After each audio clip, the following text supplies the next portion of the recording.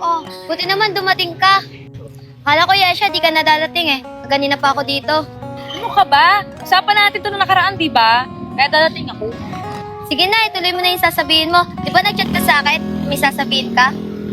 Yun nga, iniisip ko. Diba, trabaho natin yung boyfriend ko sa factory. Balita ko sa kanya.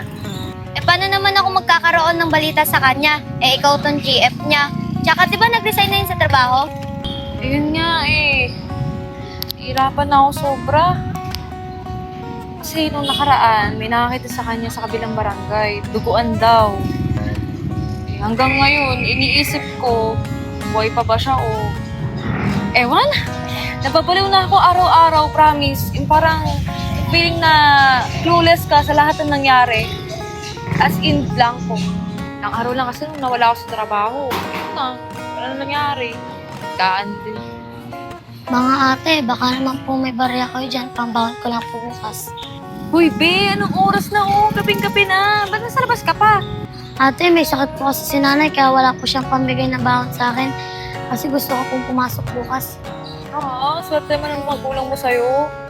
Ibang bata kasi dyan eh. May pang-paaral naman yung magulang pero ayaw mag-aral. Opo, ate. Gusto ko lang po makapagtapos ng pag-aaral para po matulungan ko po mama at papa ko po. Alam mo, bata, nakakatuwa ka. Alam mo, best, kung magkakaanak ako, gusto ko kagaya niya. Kaya nga eh, natutuwa nga ako sa mga katulad niya. Pero huwag kang mag-alala. Pagpe-pray ko na ganyan magiging anak ko. Salamat po, mga ate. Natuwa po kayo sa akin. Ano po, bibigyan niyo po ba ako ng barya o hindi? Ay, oo nga. Sorry ha. Masyado kasi kami natuwa sa'yo. Ito na parya. Oh, wait lang, be. Sabihin mo na to. Thank you po, mga ate. God bless you. Ral! Ral! Ral! Oh, bakit? Ano nangyari? Ralph, may balay na siya! Mabuti naman, nagising ka na. Ano, kamusta? Kamusta pakiramdam mo? Okay ka lang? Sino po kayo? Ba't ako nandito? Hindi mo na ba talaga kami naaalala? Ako to si Ralph. Itong asawa ko si Rose, oh. Kapit-bahay mo kami dati doon sa dating yung tinitiran. Doon sa mga nanay mo. Pasensya na po kayo ah. Hindi po talaga kayo matandaan. Araw-araw na nakangiti. Ilang beses na rin tayong humihindi. Di na mabilang ang ating mga tampuhan. Away bati natin di na namamalayan. Heto tayo sa huli. Palagi babalik pa rin sa yakap mo.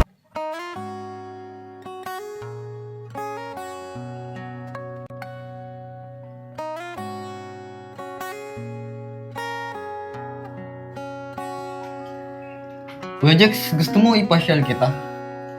Baka sakaling makatulong para bumalik yung mga alaala mo. Oo nga no, pero sana naman wala kasi akong alam dito eh. Tara, ako bahala.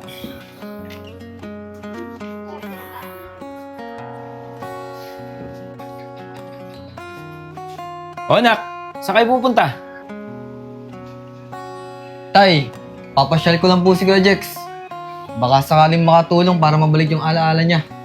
O sige, umuwi kayo ng maaga ha. At wag na wag kayo magpapagabi. Delikado sa daan. Sige na, ingat kayo. Sige po.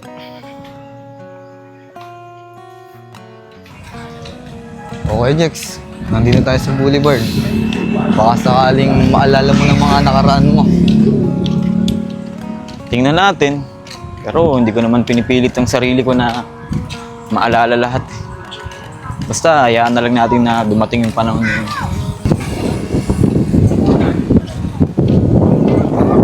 Oh, ba't ka tumigil, Jex? May naalala ko ba sa bagay na yan? Wala naman, pero parang galing na ako dito dati. Pero wala akong maalala. Tara na. O dito tayo. Sakto, ang ganda ng spot dito. Kaya nga eh. Pero matanong ko lang sa'yo. Mahigit 2 taon, wala kang naalala. Hanggang ngayon, wala pa rin ako naaalala eh. Pero araw-araw, meron akong napapanaginipang tao. At feeling ko, isa sa mga lugar na to, ang pumapasok sa panaginip ko. Pero malabo pa rin eh. Panaginip lang naman yun. Baka hindi totoo yun. Kaya hindi rin ako naniniwala kung alaala ba yun o normal na panaginip lang. Pero malay mo, ayun na yung mga senyales na malapit na bumalik mga alaala. Sana nga. Sana bumalik na yung alaala ko. Para malaman ko kung ano ba yung nakaraan ko. Sino ba talaga ako? Kung may pamilya pa ba ako? Para naman mabalikan ko sila. Huwag kang mag-alala. Babalik din yung alaala mo. Di lang siguro ngayon, pero babalik yan. Sa bagay, tama ka. Hindi naman minamadali ang lahat eh. Siguro, hintayin ko na lang na dumating yung panahon na yun. O paano? Diyan ka muna. Babalikan nila kita dyan para ma-relax ka.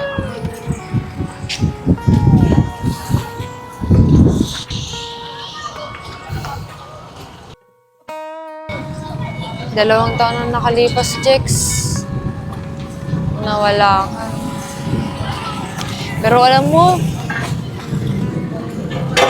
maasa pa rin ako na makikita tayong dalawa.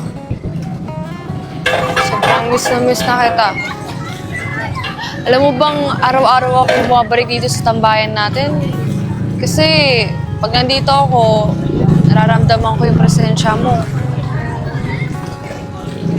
Maasa talaga ako na balang araw makikita ulit kita dito. Happy anniversary, Jex! Sana, nasan ka man ngayon, alala mong anniversary natin dalawa. 2 years na tayo. 2 years ka na ding wala sa akin.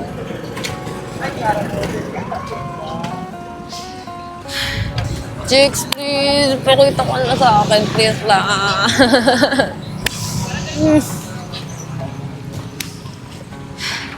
Yasha, ikaw ba yan? Ay, ikaw yung nililigawan ni Jex dati, diba? Kamusta na kayo?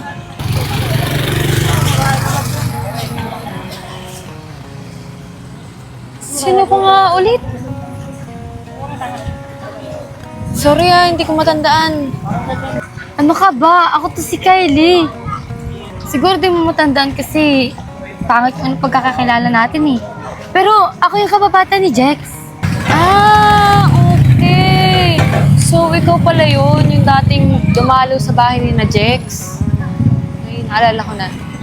Kamusta na kayo ni Jex? Tsaka, ba't di mo siya kasama? Nasaan siya?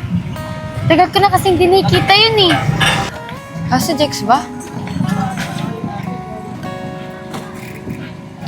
Yung ba nabalitaan? 2 years ago.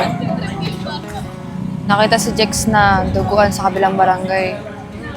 And din yung araw na hindi na siya nakita. Ano? Nakitang dugaan si Jex? Sino gumawa nun sa kanya? Kamusta na siya ngayon? Nasaan na kaya siya? Na-report niya ba yun sa mga polis? Oo, na-report na namin. Pero sabi nila, wala daw. Wala pang balita. 2 taon na ngayon nakalipas pero ganun pa din. Wala pa rin balita. Sorry natanong ko pa. Nalulungkot ako sa nangyari kay Jex. Anniversary nga namin ngayon 2 years na kami. Pero, pang 2 years na din nung nawala siya. Happy anniversary sa inyo.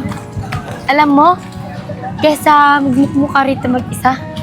Tara, maglakad-lakad tayo para mabawas-bawas na yung iniisip mo.